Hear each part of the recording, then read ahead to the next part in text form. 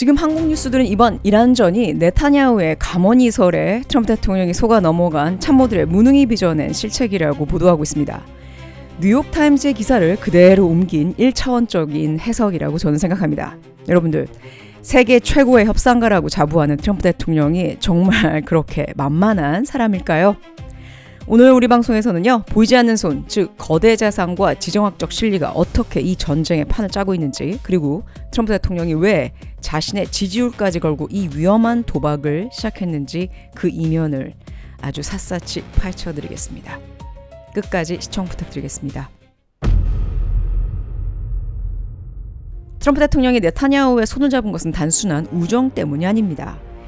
이란의 핵개발 저지와 탄도미사일 능력 무력화는 미 국방부가 수십 년간 바라온 미국 국가안보의 소원이었죠. 실제로 이번 전쟁으로 공격 능력 90% 저하가 됐다고 하는데요. 이거는 중동 내 미군 기지와 유럽의 안보를 위한 미국의 전략적인 승리입니다. 네타냐후는 명분을 던졌고요. 트럼프 대통령은 미국의 국익을 위해서 그 패를 집어든 거죠. 자, 미국이 세계 최대 산유국이라고 하는데 왜 미국 사람들이 비싼 기름값을 내면서 지금 고통받고 있을까요? 여러분들, 석유는 글로벌 단일 시장 상품입니다. 전 세계의 가격이 오르면은 미국산 원유 가격도 함께 뛰죠. 실제로 미국이 중동에서 수입하는 원유는 전체 수입량의 약 18%에서 12% 수준인데요. 수치만 보면 굉장히 작아 보이는데 그 비중보다 성격이 중요하죠. 미국 걸프만에 밀집한 대형 정유소들은 지난 수십 년간 중동이나 베네수엘라의 무겁고 황 함량이 높은 중진류를 처리하도록 최적화됐습니다. 그런데 미국 셰일 오일은 너무나 가볍고 사실 깨끗해서 경질류라고 하죠. 오히려 휘발유나 디젤을 대량으로 뽑아낼 때 중동산 중진류와 섞어야지만 가장 효율이 좋습니다. 그러니까 미국산만으로는 주유소의 수요를 다 채우기 어려운 그런 구조적 한계가 분명히 존재한다는 것이죠. 가장 중요한 것은 미국이 기름을 자급자족할 수 있다고 해도 가격은 시장이 정한다는 거죠. 호르무즈 해협이 막혀서 중동산 이 원유 가격이 배럴당 $110를 돌파하면 미국 텍사스에서 생산되는 원유 가격도 순식간에 $110 부근으로 올라갑니다. 그리고 미국 석유 회사들은 애국심으로 자국민들한테 싸게 팔기보다는 국제 가격에 맞춰서 해외에 파는 것이 훨씬 이득이죠. 미국은 자본주의 국가입니다. 트럼프 대통령이 이를 강제로 막지 않는 한 미국인들도 국제 시세대로 비싼 기름값을 낼 수밖에 없는 그런 구조죠. 국가적인 국익 뒤에는 영리한 개인적인 계산도 있었습니다. 지난 방송에서 언급했었던 사위 제라드 쿠슈너는 전쟁의 포화 속에서도 지금 중동 자본 50억 달러, 그러니까 약 7조 원이죠. 이 7조 원을 추진하면서 가문의 자산을 지금 불리고 있습니다. 그리고 이스라엘의 로비 단체 AIPAC와 유택의 이 아주 어마어마한 기부자들은 트럼프 대통령의 재선을 위해서 수억 달러의 실탄을 지원하고 있죠. 자, 그럼 조금 자세히 들여다보실까요? 지금 중동에 어떤 사업을 하는지 좀 보시면은 트럼프 오거나이제이션이라는 회사가 있고요. 사위 쿠슈너의 어피니티 파트너스가 중동에서 벌이고 있는 사업은 정말로 어마어마합니다.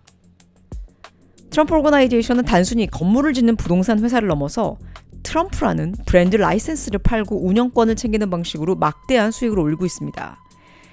최근 2016년 초에 발표된 프로젝트들은 그 규모가 상상을 초월하는데요. 자, 사우디의 부동산 개발사 다르 글로벌과 손잡고 리야드의 트럼프 내셔널 골프 클럽과 트럼프 인터내셔널 호텔을 지금 건설 중입니다. 그리고 제다에는 10억 달러 규모의 초호화 복합단지 트럼프 플라자가 들어섭니다. 오만에도 있습니다. 오만 무스카트 해안 절벽 위에 트럼프 인터내셔널 오만 호텔과 빌라 단지를 지금 짓고 있죠. 2028년 완공 예정인 이 사업은 오만 정부 산하기관과 합작한 그런 프로젝트입니다. 두바이에도 있습니다. 두바이에는 세계에서 가장 높은 수영장을 갖춘 트럼프 인터내셔널 호텔과 타워가, 그리고 카타르에도 대규모 럭셔리 프로젝트가 진행 중입니다. 자, 쉽게 풀자면은 전쟁으로 중동 정세가 불안해질수록 미국의 보호를 원하는 산유국들은 트럼프 브랜드의 부동산 사업을 안보 보험료처럼 승인해주고 있다는 거죠. 우리에게는 생소한 이름 미리암 아델슨이라는 여성이 있는데요. 이분은 트럼프 대통령의 강력한 기부자라고 알려져 있습니다. 셀던 알데슨의 이 부인이고요. 카지노 제국의 상속자인 그녀는 현존하는 가장 강력한 유택의 기부자입니다. 2025년 말에 백악관 행사에서 그녀는 트럼프 대통령한테 2억 5천만 달러, 그러니까 우리 돈으로 하면 약 3,500억 원 정도가 되겠죠. 이 정도 규모의 지원을 약속했다는 보도가 나왔습니다. 자, 그녀의 기부는요, 조건부입니다.